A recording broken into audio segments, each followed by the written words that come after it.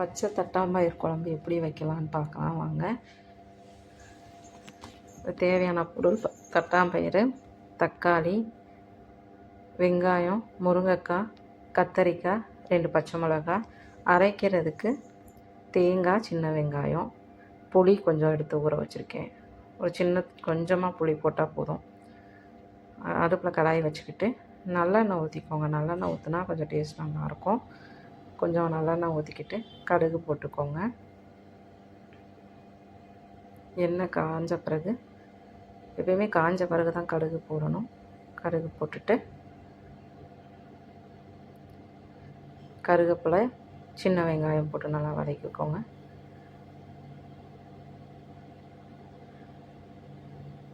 வதக்கிட்டு இப்போ நம்ம கழுவி வச்சுருக்க முருங்கைக்காய், கத்திரிக்காய், பச்சை மிளகாவை போட்டுருங்க.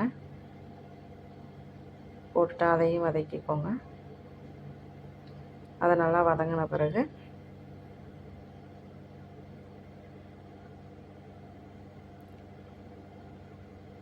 நிறைய பேர் பார்க்குறீங்க ஃப்ரெண்ட்ஸ், கொஞ்சம் சப்ஸ்கிரைப் பண்ணுங்கள். அப்போனா தான் எனக்கு கொஞ்சம் என்கேஜ்மெண்ட்டு கொஞ்சம் எனக்கு ஆர்வமாக இருக்கும் வீடியோ போடுறதுக்கு. தக்காளி போட்டு நல்லா வதக்கிக்கோங்க.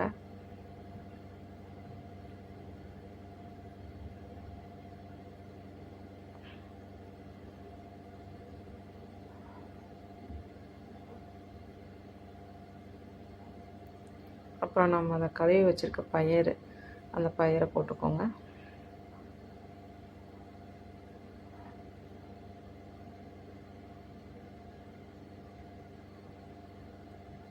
பயிரை போட்டுட்டு நல்லா வதக்கிட்டேன். நான் வீட்டில் மசால் பொடின்னு சொல்லுவோம், அது எல்லாமே தனியா எல்லாமே போட்டு அரைச்சி வச்சுருக்கோம். வத்தல், சீரகம், மிளகு, கடலைப்பருப்பு, துவரம்பருப்பு, கடுகு, பெருங்காயம் எல்லாமே சேர்த்து காய வச்சு அரைச்சி வச்சுருக்கோம். அது எப்படி பண்ணணும்னு நீங்கள் எனக்கு கேட்டிங்கன்னா நான் சொல்கிறேன். கமெண்ட்ஸில் கேளுங்க, நான் எப்படி பண்ணுறதுன்னு சொல்கிறேன். அது ரொம்ப எல்லாத்துக்குமே அதை தான் போடுவோம். அதை புளி ஊற்றணும், ஊற்றிருக்கேன், அதை நான் ஸ்கிப் ஆயிடுச்சு. அப்புறம் தேங்காய், சின்ன வெங்காயம் அரைச்சி வச்சுருக்கேன், அந்த இதை ஊற்றிருக்கேன். தேங்காய், சின்ன வெங்காயம் அந்த அரைச்சி ஊற்றுறப்போ வாசனை நல்லாயிருக்கும். குழம்பும் கொஞ்சம் டேஸ்ட்டாக நல்லாயிருக்கும். குழம்பு இந்த பதத்துக்கு வர்றப்ப